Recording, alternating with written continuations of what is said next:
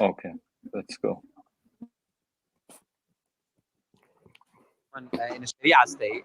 Non-Muslim. Can you tell me what is the criteria for us to stone someone in a Sharia state if they commit adultery? I believe it's stoning to death. What do we need as evidence for that? No.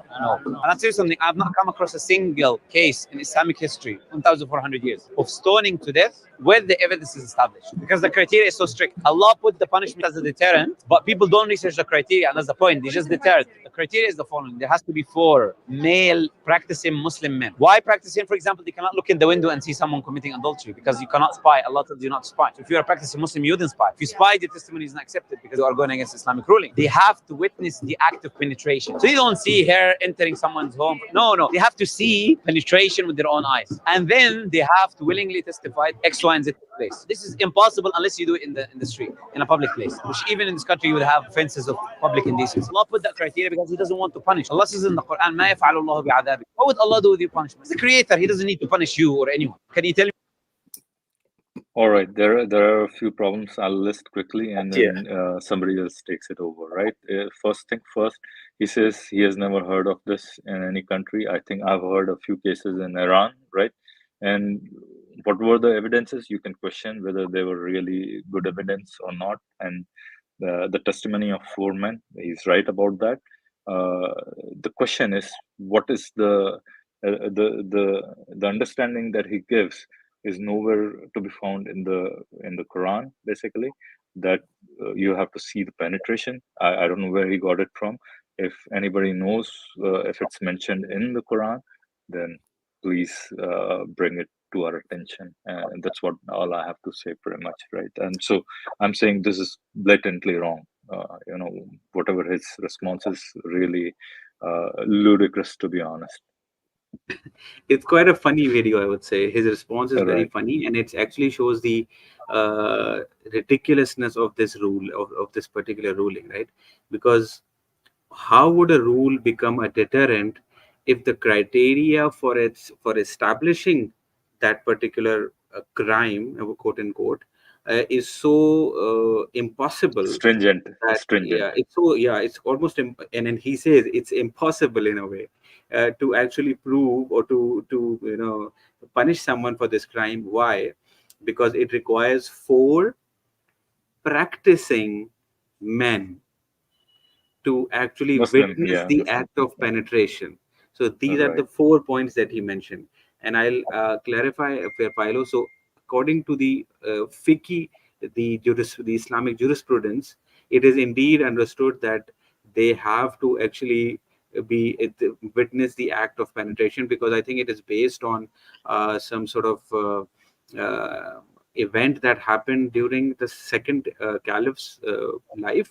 I think I might be wrong, but it is indeed the case that the fiqh or the details of this particular ruling is indeed so you're saying implemented in that way. Umar, yeah. Right. So this was the understanding that he took, as far as I can remember. I might be very wrong, but I do know that this is indeed the case, that they have to witness the act of penetration, which is again quite impossible. So if someone sees 2 people in bed, that isn't enough. Secondly, he mentioned that they should be practicing, and then he said the fact that they are practicing would mean that they cannot be peeking into someone's house or into someone's room. So the fact that one person saw an act, and he cannot call upon other people to witness it so that later on he can establish it in the court. I'm telling you that this is how it works. So if someone actually by mistake, a practicing Muslim by mistake, actually witnesses an act happening, and what he does is he calls upon 3 other men to witness this act so that he can later establish it in the court, that this very fact would be considered, would make him a non-practicing.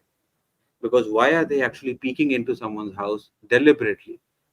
So now it is, I mean, the whole point of this of criminalizing this act then becomes meaningless, because you are not able to establish it. If you cannot establish it, how would this become a deterrent? So it's Exactly. quite ridiculous. Right, right, right. Yeah, yeah. I was going to say the same thing in the sense that if there's something wrong with adultery and therefore adultery needs to be punished, but the the the the inefficacy of its detection, the inefficiencies in its detection is such that it it requires X amount of witnesses, and it's highly rigorous of a high standard, and it can never be sufficiently demonstrated in a court of law. Then it becomes a redundant punishment, and therefore it cannot successfully regulate that sort of behavior. And as Kylie said, it can't be a significant enough deterrent.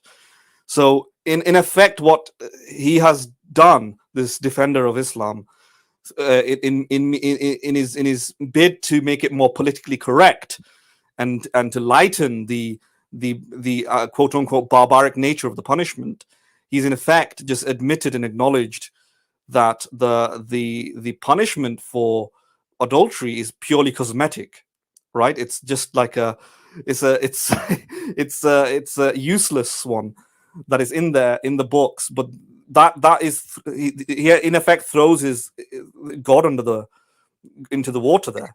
But Under the kind of bus. Yeah, right? Yeah. is actually I, exposing the inefficacy of the process that has been proposed by God, or that has been right. instructed I by mean, God.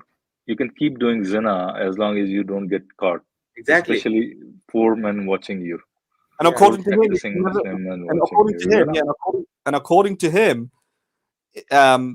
they'll never be caught. That's what he just said. So the punishment. Right. Exactly. Yeah. You know. This is another testament to, therefore, if this is true, if this line of thinking is true, and this is what God intended, or this is first of all, it's weird why God The intended. It weird is. consequences, by the way. Weird It's a weird consequences. consequence.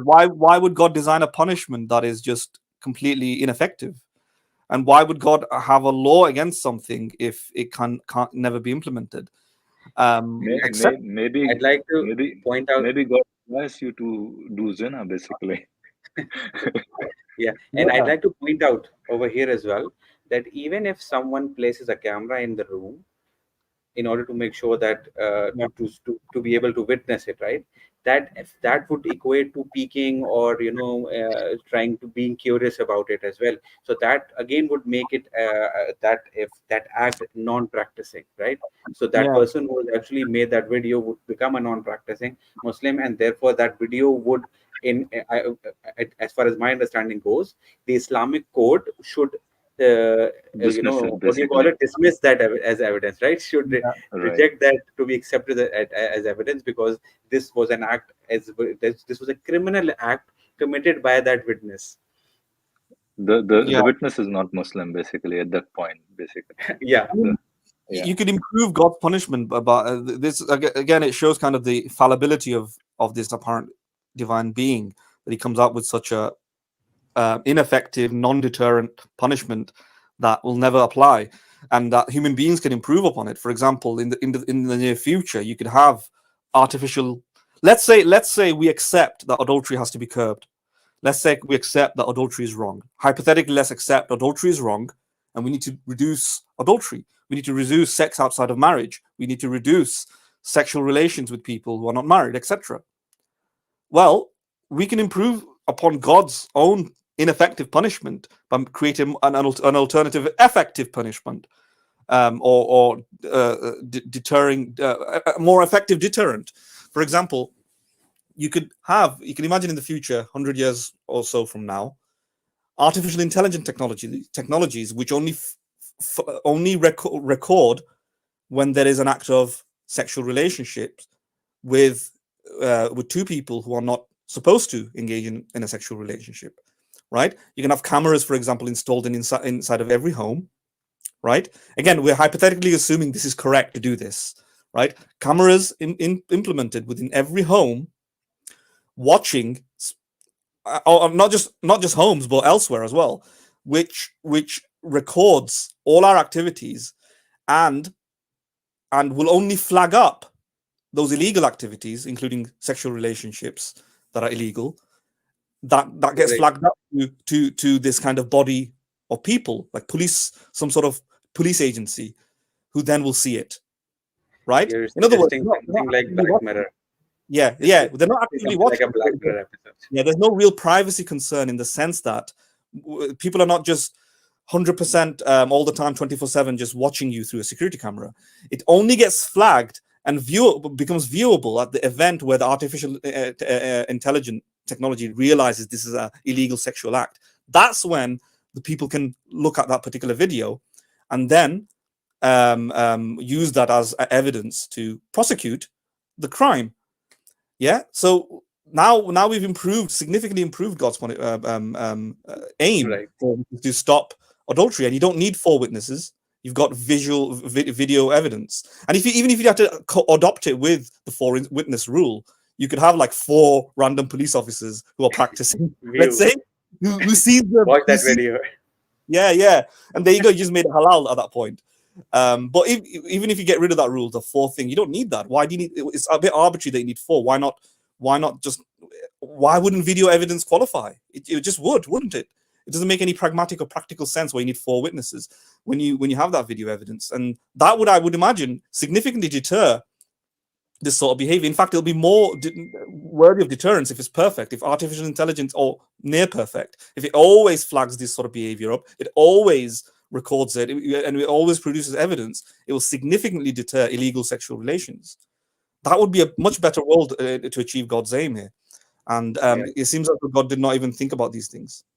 Right. Absolutely right. Exactly. Yeah. Shall we move on to the next one? I think there are lots of things that could be added here, but I think we're gonna go very We have deep. covered the gist. Yeah, we just covered the essential points here, so that's good. We should move on to the next one, right?